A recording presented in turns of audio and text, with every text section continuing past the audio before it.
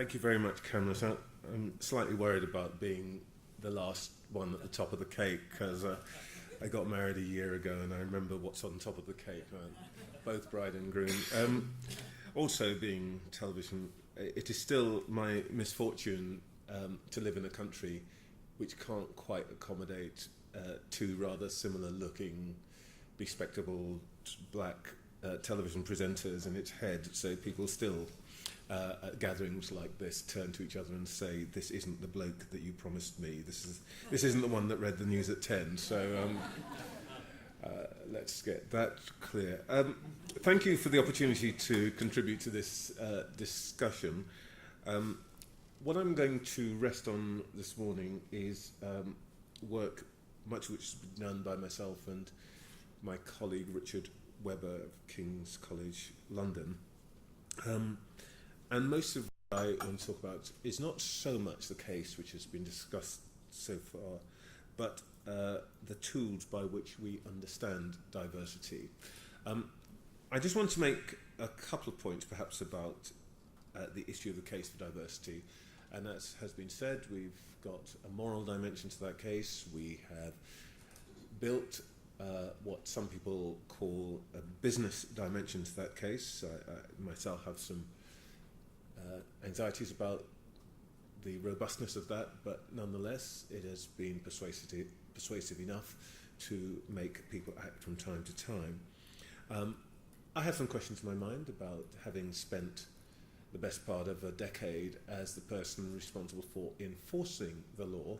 I have absolutely no qualms about the significance of having a corpus of law, and I'd probably say that we have the most complete and comprehensive suite of equality law anywhere in the world, in this country.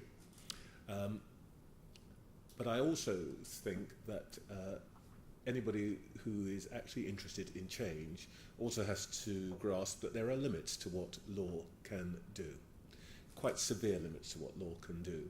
So if we discuss the question of employment, the truth is that the reach of law and regulation, which may be its most successful in large companies, almost by definition, and public sector bodies by the way, almost by definition means that that will not reach the vast majority of employees. 80% of people in the private sector in this country work outside big companies. The public sector is large, but not that large, not that significant. So it seems to me that one of the things we have to be thinking about much harder is how we address the question of how we make things change in places where law and regulation have a limited impact. And that's really what I want to focus on this morning. My own view is that we have not perhaps paid as much attention as we ought to have done to the role of markets, how markets are configured, and how markets can be used to provide greater opportunities, how we understand the use of choice, how we understand the use of information. And we know that this is a challenge for us. It is a sort of axiom that in gatherings like this people talk about leadership. Well, let's be honest with ourselves. The truth is we're not where we were 15 or 20 years ago. Most business leaders buy the notion of the value of diversity. And even if they don't, they will say they do, because that's the way that we do things now. The real question that people ask now is, how do we make things change? How do we make sure that efforts are prioritised? How do we make sure that there is enough clout given in organisations towards achieving change? Secondly, I think there are issues, some of which have been touched on this morning, about the way in which we paint our picture, what you might call in shorthand the invariant categories of race and gender and so on. And besides some of the questions that have been raised, for example, on the issue of multiple categories of disadvantage and so on, I think we can get ourselves into some slightly peculiar positions, and perhaps it's best exemplified by, I went just out of interest to the Women of the World conference a few months back down at the South Bank, and I attended a debate on which had a panel of which a member was the now famous model Katie Price, previously known as Jordan, and the discussion was about page 3. Whatever you think about page 3, and that's, everybody's got their view about it. The thing that struck me most forcibly during the debate was that the case that was one of the arguments for the case being advanced against page 3 was that it is not diverse enough. And I went away wondering to myself, would it be more acceptable if there were more brown nipples? I think that I don't need to go on about it, and I don't think it would be in good taste but to go on about it. But my point is that I think we need to sort of sometimes step back a little bit and remind ourselves, what is it that we are actually trying to do, as opposed to what are the arguments that we may have amongst ourselves as practitioners and experts and all that kind of thing. I think that in essence we need a bit more science and a bit less commentary, and what I want to focus on this morning is one of science's newest and biggest weapons, which collectively goes, and incorrectly generally speaking, goes under the title of big data. The essential point about this is that we have now a wealth of data about what people actually do as opposed to what they say they do at our disposal. And I think this gives us some new understandings and some fresh sources of insight and some new ways of approaching things. Is this a cross? Does it? Aha, hurrah, I've got it. Digital data gives us some new ways of understanding how we think about things. In fact, today we talk about the categories, but of course the truth is you don't even have to ascribe a category to an individual or a group of individuals to understand something about their behaviour. So, for example, we now know that certainly in the United States, so-called black names, I'm talking about names like Latanya, Dwayne, probably here Trevor would be something like that, will throw up or generate alongside whatever it is you're looking for in Google some advertisements for criminal background checks, because the algorithms associate those names. A man called Kevin Johnson lives in Atlanta, Georgia, found his credit rating reduced from $10,800 to $3,800, not because he himself was a credit risk, he had a perfectly good record, but because the shops which he tended to patronize had a higher than average loan default rate, and it doesn't take much to guess what the zip codes of those shops told you. OkCupid, and I'm going to come back to dating websites a little later in what I want to say. OkCupid was one of the biggest dating websites. Can tell you this: if you like bonfires, the Boston Red Sox, and Tom Clancy, what does that tell you? Tells me that you're white. If you like the Bible, PlayStation, and you watch Law and Order, you're almost certainly black. So we are in a new era where actually the capacity to interrogate vast databases, understand behaviour, gives us some new ideas about the way we might approach the question of diversity.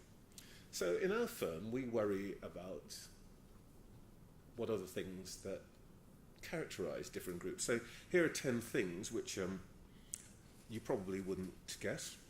If you want to sell a motor car to an Asian buyer, paint it green. Not a huge not a huge difference, but a billion 1 billion transactions, you analyse them, and that's what it tells you. We don't know why, and actually we don't really care why. We want to sell more cars. So on the forecourts in Southall, go and look, green cars. West Indian people from Western Isles, very different, but they both like condensed milk. The Amnesty International's database will tell you that people of Swedish and Jewish extraction in this country are the biggest donors, but if you want to get money out of people of African descent, ask them to a party, and they will give you in person. They don't do it by post. The General Practitioner survey, a survey of 100,000 NHS patients, will show you that in almost every respect, there is almost no ethnic difference. People like to book their appointments in the same way. There's not a big issue about geography. By the way, the result you're seeing there is corrected for geography. But when you look at the answers people give about their experience of receptionists, nurses, and doctors, A, they are very different, and B, in every case, they are in exactly the same order. White patients have the highest appreciation, followed by Caribbeans, followed by Indians, followed by Muslims. And I haven't got time to go into it here, but it's quite striking because actually, if this were a class question, that order would be different. It would be white, Indian, Caribbean, Pakistani, but it isn't. And it's absolutely invariant. And it is true in London, it is true in the north, it is true in the Midlands. So the point about all of this is that we now understand things, we're now beginning to understand, I beg your pardon, things about the nature of different groups, which tell us that the picture that we have to deal with when we think about diversity is rather more complicated, but actually more understandable than we thought. And the reason that this is important is because, I'm going to come back to this, we're not talking about what people think. What we're talking about here is what people do. And the two things are not necessarily the same, and in fact quite often they're a long way from each other. When I come back to the dating things, I'll tell you something about this. Why is all of this important? Well, we have to understand difference. Now, here's a very simple example of why difference you can be in the wrong place. In 2012, YouTube launched a new gizmo by which you could upload videos from your iPhone or your mobile phone to the cloud or whatever, and it was a big advance. They launched it, worked fantastically. Then they got some reports. Something was going wrong. A certain proportion of the videos were being displayed upside down. Why? Well, nobody could work it out. Something wrong. Software, checked it, went through all of it. Actually, what they discovered when they really studied it is this. They had constructed software to upload the videos in a way that worked for people who pick up their phones with their right hand. People who pick up their phones with their left hand picked it up the other way around. So they were uploading the videos left-handedly. Why does this matter, and why is this a diversity issue? Well, they went a little bit further, and they discovered, inevitably, that all of the developers, all of the designers were right-handed. Nobody in that group had thought that there might be a different way of using this particular product. I think the case for diversity rests. Now, our view is that the reason that we need to address this in a particular way is that if we are thinking about how we get markets to respond to this kind of diverse world, we need to understand why things are different. They aren't just different because people randomly think they should be different. They are different, and we call this the ice cube, three basic factors. inheritance, that is to say, what we get from our parents, culture, what the communities that we live in say is okay and acceptable, and the environment, what other people we know will tolerate. Now, how does this stack up in reality? I'll come to an example about religion in a moment, but for example, in this country, parental influence on voting patterns amongst minorities is inexorable. 68% of people from ethnic minorities vote Labour, irrespective of their class background, almost irrespective of where they live, irrespective of their profession. It's an inherited condition, voting Labour. The only place where this is odd is in the least likely minority to vote Labour, who are Indians of Hindu background, who are a bit less likely to vote Labour. And interestingly, when they move out of areas where there are more than 30% people from minority background, they become less likely to vote Labour. In areas, in minority clusters, Labour lead amongst Indians is about 39%. Outside of those clusters, it drops to 13%.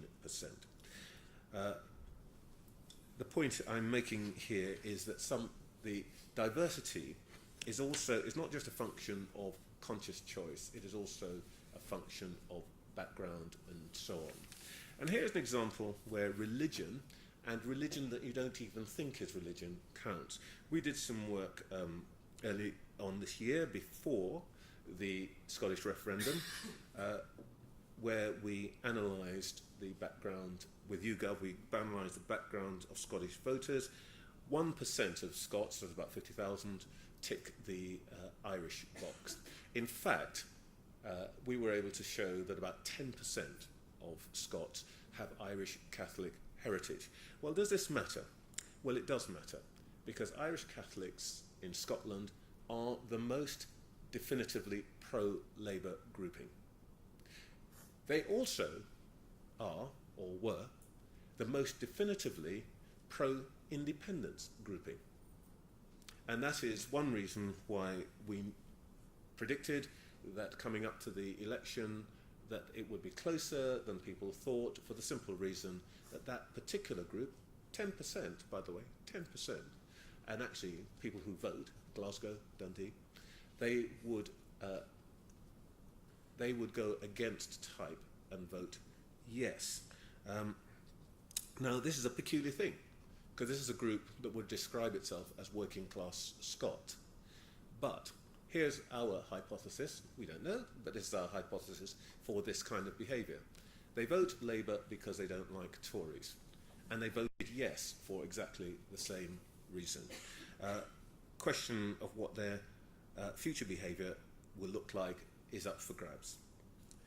So, this is all going to become more important, because that's what Europe's going to look like over the next 20 to 30 years. Less banana, more coffee, it's always my idea of a peculiar summary, but essentially the United Kingdom will become more diverse, very, very fast, as will, by the way, Germany. Why we're counting people, well, everybody in this room knows why. There's a great deal of interest and significance. Some of it is regulatory. We now have the promise from the Financial Reporting Council that all companies are going to be required to report on their diversity by gender and ethnicity within the next 2 years. But actually it's also important for competition. It's also important for reputation. The minute those numbers are going to be out there, then does BT want to be less diverse than BP? And so on and so forth. The thing is, paradoxically, I've been banging on a bit about big data. The thing is, actually, we don't have that much data. We know an awful lot about our dogs. If you go to the Kennel Club website, you can get details on 200 different breeds, all the data on what to feed them, how to put them, and so on and so forth. 304, the Royal Horticultural Society will tell you everything you need to know about houseplants. This is just houseplants, not stuff you put outside, houseplants. And the Wine Society, 1,000 kinds of wine. What do we know about our people? Well, actually, not very much. In spite of the regulatory requirement, and here is one of the examples that I would give you about the limits of legislation. There's legislation that says you're supposed to know this kind of detail. Most companies don't publish it. We could know a lot more, and here's my example. One of the big online dating sites in the United States, OkCupid, will tell you this, but actually this is data from another one that confirms the same data, that if you look at about 1 billion transactions, that is to say messages, I post my message saying this is what I'm like, this is the sort of person I'd like, and somebody sends me a message and I reply. What the dating sites do is they survey who has replied to whom, because that's an indication of enthusiasm. Not who's posted, but who's actually replied. And what you discover is this. All men prefer Asian women, except Asian men, and all women prefer white men, except black women. Why is this significant? Well, it's significant because if you ask the people who are on these dating sites, 84% of them will tell you that race has no significance to them and it plays no part in their decision making. It absolutely, obviously does. And this is not a question of whether they are hiding something. Actually, the belief that people have is that most of the people who say this plays no part in what I want to do actually believe that. But actually, if you look at the big data, that's not the case. Let me speed along here. By the way, I'll just say something about Premier League, because that's a big thing. Football. About a third of British professional footballers in the big 4 leagues are non-white. Of the 92 managers, 2 are non-white. The way the arithmetic works out is that means that if you are a white footballer, you've got about 1 in 40 likelihood of becoming a manager. If you are a black footballer, you have a likelihood of about 1 in 500. Data points. What we know from studies done by the University of Illinois is that diversity does make a practical difference. They studied 500 large companies, many of which are in Fortune 500, and they were able to show that ethnocultural diversity would increase your sales every point by about 9%, gender diversity by about 3%. Example, here's a very good example about why we need diversity in our companies. Nestlé's biggest food producer in food manufacturer in the world. They produce a wonderful drink called abuelita, literally translated. It means granny's chocolate, and there she is on the front. And fantastically successful in Latin America. Not so successful when they rolled it out in the United States.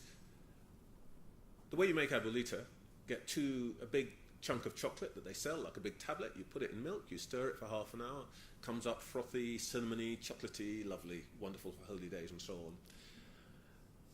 The problem was they discovered that it flopped in the United States because Latinos are Latinos, but they're also Americans, and Americans do not have half an hour to make a chocolate drink. They went back to the lab, product development people did their business, they came up with a powder, it takes 30 seconds, it flies off the shelves. But they only understood that because they had a Peruvian director of sales who worked it out. So, here are some quick pieces of research that our big data work is telling us. We're a country that wants to sell to China. You mentioned, Nancy, earlier on some of the work that we had done on leadership in FTSE 100. Here's a key thing. We want to sell to China. Not one FTSE 100 company has a Chinese executive anywhere in its top 20.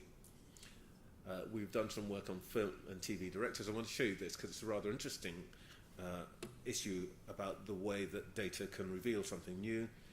It's no surprise to anybody who works on TV that Jewish directors are overrepresented by a factor of almost 6. What was a surprise was that amongst their professional organisation, they were overrepresented amongst non-members. They'd asked us to look at this in terms of what can we say about ethnic minorities, visible minorities. But this actually was the most interesting and useful finding, because it means that there is a group of people who are overrepresented in profession, who were not their members, but who are clearly have a propensity to join. Means money for them. I'll briefly go over the voting. We now know that in the United States, the best predictor of voting Republican or Democrat is race, by a long, long way. That is true in part of this country. It is certainly true in London, where in May, 2 out of every 3 visible minority voters chose Labour, 2 out of every 3 white voters chose Conservative or UKIP. And that's the point about all of this is that big data now gives us some new ways of understanding what is happening in our country based on the way that people behave rather than the way that people think about themselves, the way they say they behave. And here are some novel clusters that we are investigating. This one is not something we're investigating, sorry, that's all gone skew with. But anyway, in Holland, 3 years ago, they wanted to try and get at young Moroccans who were not voting. They did all the things you'd expect them to do. School, youth club, blah, blah, blah, nobody's interested. What they discovered by means of some data regressions is that the places where you would find these young people were in kickboxing clubs. And they addressed them as kickboxers, not as young Moroccans. Breakthrough. Here are some examples. Caribbean people and their descendants. We tend to be public servants.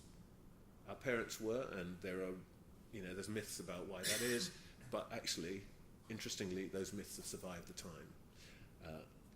Some people think it's about status seeking. Africans prefer uniforms, so that's why they're all traffic wardens. South Asian heritage, very, very interesting. Almost whatever line of work, South Asians move to a place where they control their own professional environment. So, all of these slides I'm going to whiz through because they're really about something slightly different. The last point I really wanted to make is that the whole diversity territory is, of course, now in flux. In Germany, they don't use ethnic minorities, and there's good historic reasons for that, but it's turning out that there may be practical reasons for it as well. They count people with a foreign parent or foreign grandparent, and the consequence of that, by the way, is that Germany has a minority population, by their reckoning, about 30%. Now, what is most meaningful? Is what I look like most meaningful, or what I inherit, my culture and so on, most meaningful? Interestingly, if you were to think about this differently in this country, here's what we would get.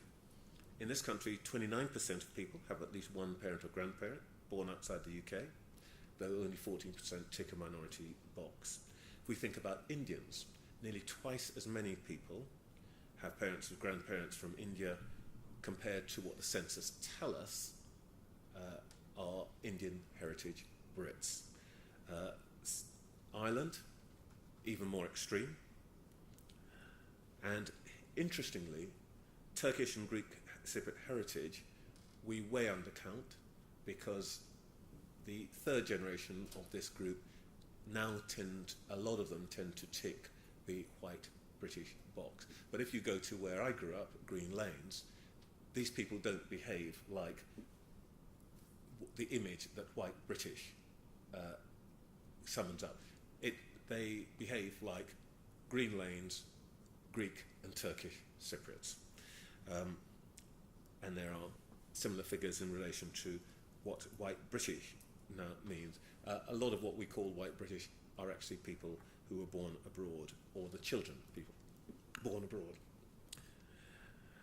These are some quick examples of how we now need to think about this again. I just want to give you a very simple quick example, the PTC, why some patients choose A&E, and it's an example of a primary trust primary care trust, that should be PCT actually, primary care trust, not a million miles away from this building. They discovered about 10 years ago that there was an overuse of A&E. Everybody said, oh well, it's because they're all Bangladeshis, they don't understand how the system works. Well, they looked at all of the interactions, and tens of thousands of them, and what they discovered was that actually this couldn't be true. Because if you looked at the graph, what you found was, yes indeed, there was an overwhelmingly disproportionate number of Bangladeshis who were using A&E, but the ages of the people who were overusing A&E were not old people who didn't speak English, didn't understand the system. The spikes came at people under 5 years old and people between 20 and 29 years old. So what we were actually seeing was an overuse of A&E by people who were basically born and brought up in the UK, perfectly well understood the system. Focus grouping and so on demonstrated what was actually going on here. These were families in which older relatives had a great deal of influence on what younger relatives did with their children. And the community view about what a good doctor was somebody who had a white coat, addressed you by your surname, and gave you lots of tests. General practitioners tend to be young, don't wear white coats, call you by your first name, and give you a pill. You go to A&E, they will give you a battery of tests, and they will behave like real doctors. And that was the reason that there was an overuse. Now, that led to a program of information and so on. Within a year, the overuse of the use of A&E in that area dropped by 6.1%. So that's my example of the way in which I think we now need to start thinking about these issues in a rather more creative, more scientific way. I've spoken too much. That's it. Thank you.